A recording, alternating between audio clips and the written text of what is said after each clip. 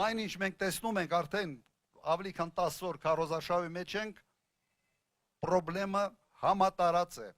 Կրճատում են 5-6 դպրոց մեկը կառուցելու համար։ Կրճատում են գյուղերում տարբեր ծառայություններ անհարմարություն ստեղծելով պարզ ժողովրդի համար։ Պասպորտ սեղաններ, տարբեր ծառայություններ, չեմ ուզում թվարկել։ Այս ամենը հետ ենք պտտացնելու։ Մեկ դպրոց Հայաստանում չպետք է փակվի։ Մեկ դպրոց։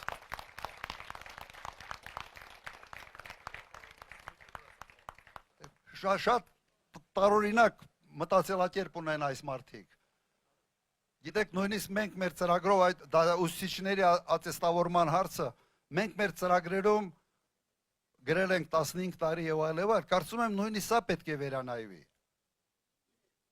Դու 15 տարի այսպես կամ ատեստավորումը մտցնելով դու հաստատում ես մեկ բան, որ քո բուհի դիպլոմը ոչինչ չի նշանակում,